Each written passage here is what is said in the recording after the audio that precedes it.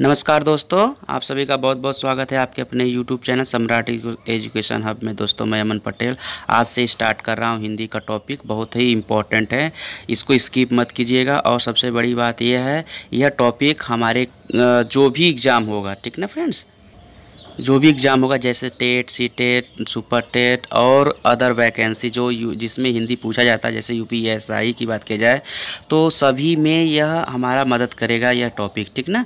तो आपको बता दें दोस्तों, यह टॉपिक हिंदी का बहुत ही अच्छा है, बहुत ही बेहतरीन होने वाला है। तो दोस्तों आज इसको स्किप मत कीजिएगा। और सबसे बड़ी बात यह है कि आज हम इस वीडियो में जानेंगे कि हिंदी का स्वरूप कैसे हुआ था, कैसे बनाया गया था, हिंदी वर्ड कहाँ से आया, सबसे बड़ी बात। और दूसरी बात यह है कि इसमें यह भी जानेंगे कि हिंदी का उत्पत्ति कैसे हुआ था, कहाँ से हुआ, पुराणों से कि कहाँ कैसे वगैरह वगैरह। और सबसे बड़ी दूसरी बात इसमें और इंक्लूड कर दिया जाए कि स्वर, व्यंजन वगैरह, ये भाषा, ये सब कहाँ से आते हैं, कैसे कैसे इनकी क्वालिटी क्या होती है, क्या हमारे एग्जाम पॉइंट से महत्वपूर्ण रखता है कि नहीं, इन सभी बातों के लेकर हम इसमें वीडियो में डिस्कस करेंगे, ठीक ना। तो फ्रेंड्स, आप यदि हमारे चैनल पर नए हों तो इसको सब्सक्राइब कर लीजिएगा, आपको बहुत ही मदद मिलने वाला है, ठीक ना फ्रेंड्स। चलिए ज़्यादा बात ना करते हुए हम अपने टॉपिक की तरफ डिस्कस करेंगे और जो भी इम्पोर्टेंट फैक्ट होगा उसको भी मैं बताऊंगा, जो एग्ज़ाम पॉइंट्स हमारे हेल्पफुल होगा। ओके फ्रेंड्स, चलिए आगे देख लेते हैं। देखिए फ्रेंड्स, जैसा कि कंप्यूटर स्क्रीन पर भी गिवन है कि हिंदी भाषा की उत्पत्ति कैसे हुआ था, ठीक है, उसका स्वरूप कैसे हुआ था। सबसे पहले हिंदी वर्ड जो था, हिंदी में जो होता है ऊ का यदि हम लोप कर देते हैं, ठीक ना, तो क्या बनता था, हिंद में ही हिंदू से बना है, समझ लीजिए हिंदू से, हिंदू जो हम लोग थे तो इसमें ऊ का जब लोप कर देते थे तो क्या बन गया था, हिंद, ठीक ना। तो उसके बाद हिंद में जब हम इक एक आपका होता है, जानते भी होंगे, प्रत्यय होता है जो शब्द के लास्ट में जुड़ता है। अभी हम आगे डिस्कस करेंगे प्रत्यय, अनुस्वार वगैरह जो हिंदी के टॉपिक होते हैं, जो व्याकरण से हमारे रिलेटेड होते हैं हिंदी का, सब हम डिस्कस करेंगे अगले भी लेक्चर में, ठीक है फ्रेंड्स। चलिए ज़्यादा बात नहीं करेंगे, आगे बढ़ेंगे। तो एक प्रत्याहार में जोड़ने पे क्या बन गया था, हिंदी, ठीक ना। तो हिंदी जो वर्ड था हिंदी में, अब क को लोप कर देते हैं, ठीक ना। जब क को लोप कर दिया गया था तो क्या बन गया था, हमारा स्वरूप इसका चेंज हो गया, क्या, हिंदी में, ठीक ना फ्रेंड। तो आपको पूछता है क्वेश्चन कि हिंदी का स्वरूप जो होता था वह कौन से वर्ड का लोप किया गया था। तो ऊ, ईक और आपका क प्रत्यय हैं जो वर्ड, इनको क्या कर दिया, लोप करने से हिंदी वर्ड बना था। कहाँ से, हिंदू की शुरुआत से, ठीक है, हिंदू वर्ड है, ठीक ना फ्रेंड्स। अब हिंदी भाषा का स्वरूप हो जाता है स्टार्ट, तो अब समझते हैं भाषा जो है, भाषा में जब आप जोड़ते हैं प्रत्यय तो क्या बनता है, तो इसका अर्थ होता है बेसिकली रूप से कहना या बोलना, ठीक ना। तो हिंदी भाषा की उत्पत्ति जो होती थी वो कहाँ, पूछता है क्वेश्चन, बहुत स्टार मान लीजिएगा कि हिंदी भाषा की उत्पत्ति होती है कौन से भाषा से, तो संस्कृत, ठीक ना। ऑप्शन में रहेगा संस्कृत, ठोक कर चले आइएगा मार्क का ऑप्शन में, ठीक ना, आपको एक नंबर दे देगा एग्जामर। तो दूसरी बात है कि ऋग्वेद जो ऋग्वेद का मतलब क्या है, ऋचाओं का मतलब होता है मंत्र, जिसमें मंत्रों का वर्णन किया जाता है, ठीक है। तो वहाँ से ये लिया गया था। इसमें बात किया जा रहा है 10 मंडल जो गायत्री मंत्र के हैं, ऋग्वेद के 3 मंडल से कितने शब्द थे, उसमें 24 वर्ड, 24 वर्ड थे, ठीक है फ्रेंड्स। अब हम समझेंगे कि हिंदी भाषा हो गया, उसकी उत्पत्ति हो गई, ये भाषा संस्कृत से लिया गया, ऋग्वेद इसका बहुत ही इम्पोर्टेंट फैक्ट था। तो अब ये समझेंगे आगे कि हिंदी की उत्पत्ति में कौन कौन से योगदान, कौन कौन से वर्ड कहाँ कहाँ से लिया गया था, इन सब के बारे में हम डिस्कस करने वाले हैं, ठीक ना फ्रेंड्स। जैसा कि कंप्यूटर स्क्रीन पर गिवन हो गया आपका कि हिंदी भाषा की उत्पत्ति 2 तरह से हुआ था। पहले वैदिक संस्कृति, एक होता है लौकिक संस्कृति, ठीक है। लौकिक संस्कृति का मतलब जो है कि जिसमें जैसे है महाभारत, रामायण, जिसको क्या करते थे, बोली जाने वाली भाषाएं, मतलब जो बातें हम करते थे बोलकर, ठीक है। जैसे यह कहाँ से इसका वर्णन था, पहले शुरुआत हुआ था प्राकृत, फिर उसके बाद पाली, ठीक ना। प्राकृतिक कौन कौन से मानने वाले महापुरुष थे, जैसे महावीर स्वामी थे, ठीक ना, उनको भाषा का जानकारी था, प्राकृतिक भाषा का। फिर पाली, बुद्ध के अपभ्रंश, ठीक ना, अवहद, फिर सौर सेनी, फिर उसके बाद क्या, हिंदी भाषा का स्टार्ट हो जाता है, कहाँ से, लौकिक संस्कृति से, ठीक ना। अब हम बात करेंगे वैदिक संस्कृति में क्या क्या होता है। तो वैदिक संस्कृति में हिंदी का रूपांतरण कैसे हुआ था, तो वेद जो होते थे 4 होते, तो वेदांग कितने होते, 6 होते थे उस समय, ठीक ना। पुराणों की संख्या पूछता है, बहुत स्टार मान लीजिएगा कि पूछता है कि पुराणों की संख्या होता है, यह समझ लीजिए टेट और सी टेट और सुपर टेट में भी ऐसे इस टाइप के क्वेश्चन बनते हैं। तो पुराणों की संख्या कितनी होती है? 8 होता है, ठीक ना फ्रेंड। उपनिषदों की संख्या पूछता है तो 108, ठीक ना फ्रेंड्स। तो आपको रिमेंबर कर लीजिएगा 108 होता है, ठीक ना फ्रेंड। और महाभारत में श्लोक कितने होते हैं? तो 100, ठीक। रामायण में 10 पर्व और आदि पर्व 1, ठीक ना। ऐसे इस तरह से हैं आपके जो कि गिवन है, ठीक। गीता क्या है? महाभारत के भीष्म पर्व में है। ओके फ्रेंड्स, तो ये उम्मीद है आपको समझ में आ गया कि हिंदी भाषा की उत्पत्ति कहाँ से हुई थी। तो सबसे पहला है प्राकृतिक से लेते प्राकृतिक भाषा, फिर पाली, अपभ्रंश और सौर श्रेणी। यह अटैचमेंट करने के लिए आता है, जो कि क्रम में लगाने के लिए। तो क्रम से याद कर लीजिएगा, प्राकृतिक 1, पाली 2, अपभ्रंश 3, सौर श्रेणी 4 और लास्ट में हिंदी भाषा होता है। यहाँ से एग्जाम बनते हैं, ठीक ना फ्रेंड्स। आज आगे की बात करेंगे फ्रेंड्स कि अब हिंदी भाषा की उत्पत्ति हो गया तो उसमें कौन कौन से वर्ड थे, ठीक ना। तो इसमें है हमारा वर्ड का मतलब यहाँ से बनाया गया है वर्ड प्लस न से, व्यंजन है न, ठीक ना। तो इसका अर्थ क्या होता है? अक्षर या फिर रंग या फिर जाति। यह क्वेश्चन पूछता है कि वर्ड कितने होते हैं, ठीक ना। तो वर्डों की संख्या कितना होता है आप कमेंट में करके बताइएगा। ये बहुत ही स्टार क्वेश्चन है, ठीक ना, मान लीजिएगा, बहुत ही वेरी इंपॉर्टेंट क्वेश्चन, ठीक ना। तो अक्षर होते, अक्षर को जब हम अ प्लस छ इसको ब्रेक करते हैं तो अ प्लस छ में, ठीक ना। तो इसका अर्थ क्या होता है फ्रेंड्स?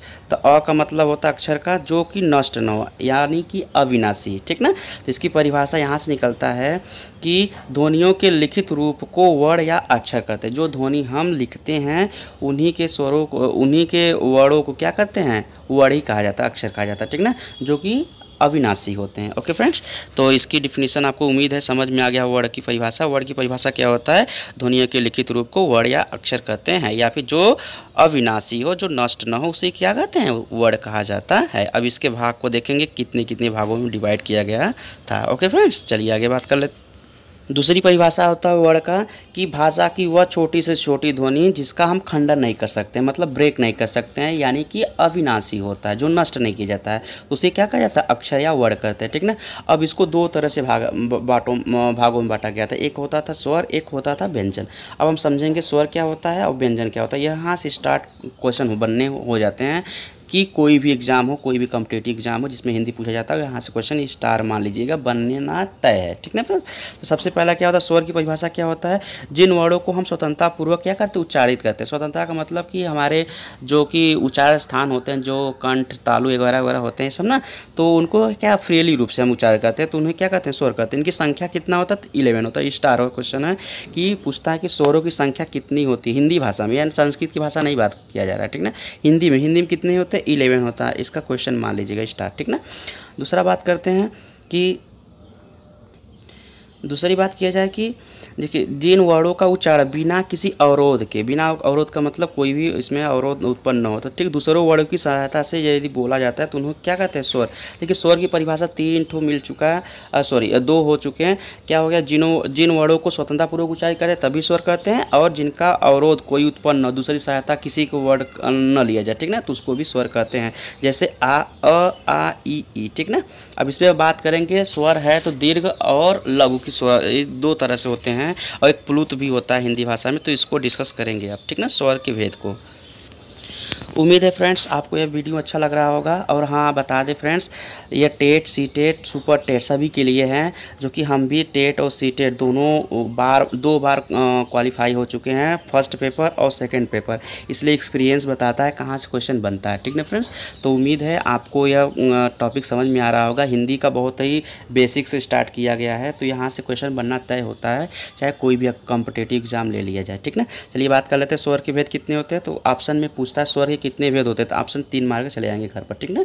जैसे कौन कौन से होता है, तो ह्रस्व स्वर की बात किया जा रहा है, फिर दीर्घ स्वर, एक प्लुत स्वर होता है, ठीक ना। ह्रस्व का मतलब लघु बोलते हैं या मूल स्वर बोला जाता है। इंपॉर्टेंट मान लीजिए, स्टार क्वेश्चन है कि ह्रस्व स्वर को क्या कहा जाता है, तो मूल स्वर भी कहते हैं, ठीक ना। मूल स्वर को मतलब क्या है? इनका उदाहरण है अ, ई, उ, री, यही मूल स्वर होते हैं, ठीक ना फ्रेंड्स। तो जिनकी मात्रा, जिनका उच्चारण करने में कम से कम समय लगता है उन्हें क्या कहते हैं? स्वर कहते हैं। कौन सा? वो भी ह्रस्व स्वर, ठीक ना, या फिर लघु स्वर या फिर मूल स्वर बोलते हैं, ठीक ना।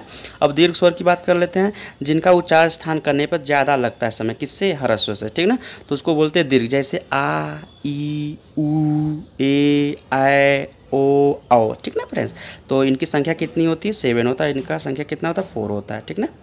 तो आगे बात कर लेते हैं रीत स्वर। रीत स्वर का मतलब ये है कि आपका प्लुत स्वर बोलते हैं भैया, क्या बोलते हैं, प्लुत स्वर, ठीक ना।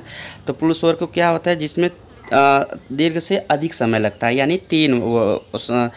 इन दोनों का दुगना समय लगता है, ठीक ना। जैसे ओम, हरे, ठीक ना, ये सब जो होते हैं रे, चलिए ये सब जो होते हैं वर्ड क्या होते हैं आपके प्लुत स्वर में।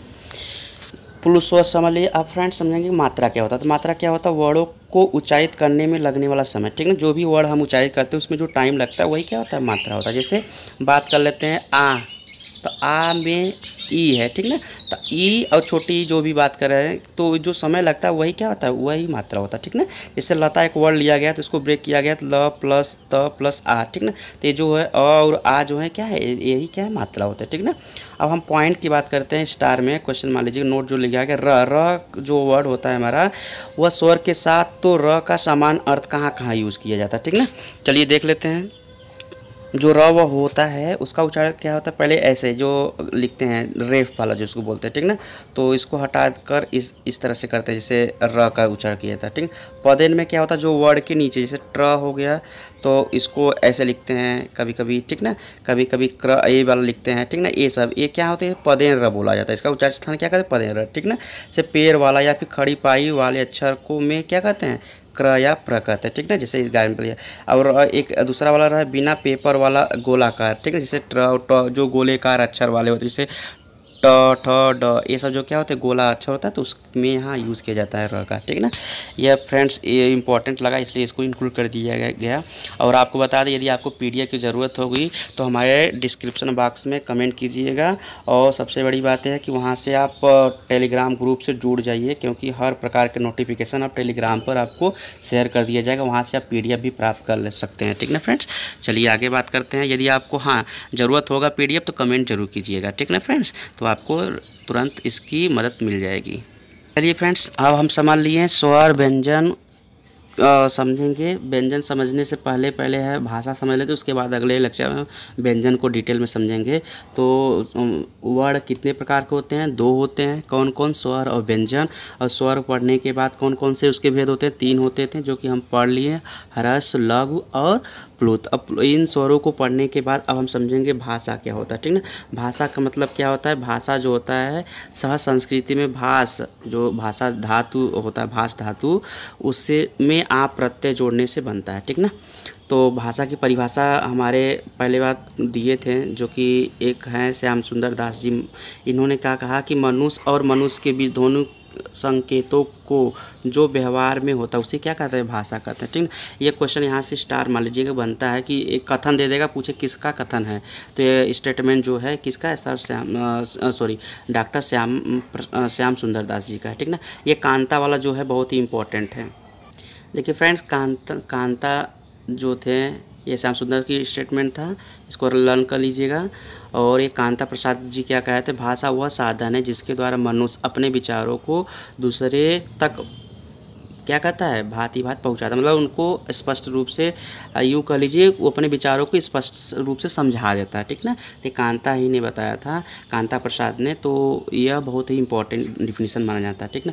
बाबूराम सक्सेना भी डिफिनीसन दिए थे भाषा का, तो क्या कहा है इन्होंने कि जिन ध्वनि चिन्हों द्वारा मनुष्य परस्पर अपने विचार विनिमय करता है। विनिमय का मतलब एक्सचेंज, जैसे हमको सामान की जरूरत होती है तो आप अदला बदली करते हैं ना। जैसे कोई पेन है मेरे पास और दूसरे के पास किताब है, तो उसको किताब की ज़रूरत, उसको पेन की ज़रूरत है, मुझे किताब की ज़रूरत है, तो इसको क्या बोलते हैं, एक्सचेंज। तो ऐसे ही भाषा में जो मनुष्य होते हैं परस्पर आपस में मिलकर क्या कहते हैं, अपने विचारों को आदान प्रदान करते हैं, तो उसी को क्या कहते हैं, भाषा कहा जाता है। कौन कहा था, बाबूराम सक्सेना जी ने, ठीक ना। अब समझेंगे फ्रेंड्स कि भाषा तो परिभाषा समझ लिए, कौन कौन दिए थे ये भी समझ लिए। अब समझेंगे इंपॉर्टेंट फैक्ट कि भाषा की विशेषता क्या होती है, ठीक ना। यहाँ से सीटेट के क्वेश्चन 100% बनते हैं। 99 की बात नहीं करेंगे अब 100% क्वेश्चन बनते हैं कि भाषा की विशेषता क्या है, ठीक ना फ्रेंड। इसको स्किप मत कीजिएगा, नहीं तो आप एक नंबर से वंचित हो जाएंगे। ओके फ्रेंड्स, चलिए आगे की बात कर लेते हैं। चलिए फ्रेंड्स देख लेते हैं भाषा की विशेषता क्या है। भाषा पहले क्या होता है, भाषा अर्जित होता है, ठीक ना, अर्जित संपत्ति होती है। और भाषा परिवर्तनशील है, भाषा भाव संप्रेषण का माध्यम होता है। भाषा क्या होता है, अनुसरण से सीखा जाता है, ठीक ना। ये बहुत ही इंपॉर्टेंट है, स्टार मान लीजिए सीटेट में यह क्वेश्चन यहाँ से बनते ही बनते हैं, ठीक ना, क्योंकि सीटेट हमने क्वालिफाई किया है तो हमने देखा है फर्स्ट पेपर और सेकंड पेपर दोनों में भाषा से क्वेश्चन बनते हैं। तो आपको यह समझ लेना चाहिए और इसको सीख लीजिए कि यह फैक्ट क्या है, ठीक ना। चलिए पॉइंट की बात करेंगे तो इसको लर्न कर लीजिएगा क्योंकि यहाँ से क्वेश्चन बनते हैं। अब भाषा की विशेषताएं तो समझ लिए, अब भाषा के टाइप में क्या क्या होते हैं इसको देख लेते हैं। भाषा बेसिकली रूप से 3 तरह के होते हैं, मौखिक, लिखित और सांकेतिक। मौखिक का मतलब क्या होता है, ऐसी भाषा जो कि हम क्या करते हैं, बोल कर प्रकट करते हैं, जैसे भाषण देना, बातचीत करना, रेडियो प्रशासन वगैरह वगैरह, ठीक है, उसमें बोलते हैं तो ये मौखिक भाषा हो गया। लिखित में क्या होता है, जब हम भाषाओं को क्या करते हैं, लिख के रूप में लिखते हैं, प्रकट करते हैं, लिखते हैं, ठीक। जैसे पुस्तक हो तो पुस्तक में लिखा जाता है, समाचार पत्र होते हैं तो उसमें पत्रिकाएं भी जो होता है, मैगजीन वगैरह, इसमें क्या लिखा होता है, तो ऐसे वर्ड को क्या बोलते हैं, लिखित भाषा बोलते हैं, ठीक। सांकेतिक भाषा का मतलब होता है क्या, जब अपने विचारों को क्या करते हैं, संकेत के माध्यम प्रकट करते हैं। संकेत मतलब इशारा वगैरह देते हैं, ठीक ना। तो इस तरह की जो भाषा होते हैं वो क्या सांकेतिक भाषा होते हैं। इसमें बेसिकली रूप से जो हमारे विकलांग होते हैं, विकलांग का मतलब यहाँ पर मूक बधिर जिसको बोलते हैं, जो कि बोल नहीं सकते हैं, तो वो बेसिकली रूप से इस भाषा का यूज़ करते हैं। कौन, सांकेतिक भाषा का, ठीक ना। जैसे उनको पानी की आवश्यकता होती है कहते हैं ना, इशारा देते हैं वगैरह वगैरह, ठीक ना। तो ऐसे जो भाषा का यूज़ किया जाता है वो सांकेतिक भाषा होता है, ठीक ना फ्रेंड्स। चलिए आगे बात कर लेते हैं सांकेतिक भाषा में क्या होता है, और इस थोड़ा सा क्वेश्चन देख लेते हैं। यह गुप्त कोड का प्रयोग किया जाता है। इसमें गुप्त कोड का मतलब जैसे नंबरिंग वगैरह अपने भाषा में प्रयोग करते हैं कि जैसे किसी को कुछ चाहिए तो अपने लैंग्वेज से बात करते हैं, कि इशारा करते हैं कि हमें 1 रुपये चाहिए तो एक उंगली दिखाते हैं, ठीक ना। जैसे हमको मान लेते हैं कि कुछ चाहिए या फिर कुछ करना होता है तो हम अपने इशारे से बात कर लेते हैं, ठीक ना। तो जैसे भाई आगे की बात कर लेते हैं थोड़ा सा। यह भाषा का सबसे कठिन रूप होता है, कौन सा, यह समझना थोड़ा सा मुश्किल लगता है सांकेतिक भाषा को, ठीक ना। तो फ्रेंड्स आज के लिए बस इतना ही। अगले लेक्चर में हम आगे डिस्कस करेंगे व्यंजन और सारे फैक्ट को जो कि हमारे कॉम्पिटिटिव एग्जाम में बनते हैं हिंदी से, ठीक ना फ्रेंड्स। तो उम्मीद है आपको यह वीडियो समझ में आ गया होगा अच्छे तरह से, और यदि आपको अच्छा लगा होगा तो लाइक कीजिएगा, सब्सक्राइब कीजिएगा हमारे चैनल को, और कमेंट और शेयर करना मत भूलिएगा, ठीक। जहाँ तक पहुँच है आपको आपकी, यह शेयर कर दीजिएगा अपने फ्रेंड सर्कल में, ताकि सभी लोगों को ये क्या पहुँच जाए, यह हिंदी का पहला लेक्चर हमारा पहुँच जाए, ठीक ना फ्रेंड्स। तो उम्मीद है आपको बहुत ही अच्छा लगा होगा, ठीक ना। तो आगे बात कर लेते हैं फ्रेंड्स, ठीक ना फ्रेंड्स। चलिए आज के लिए बस इतना ही। कल अगले लेक्चर में हम समझेंगे हिंदी से और रिलेटेड फैक्ट जो कि हमारे एग्ज़ाम में बनते हैं, ठीक ना। तो उम्मीद है आपको यह अच्छा लगा होगा। सब्सक्राइब करिएगा हमारे चैनल को, लाइक कमेंट शेयर करना मत भूलिएगा, ठीक है।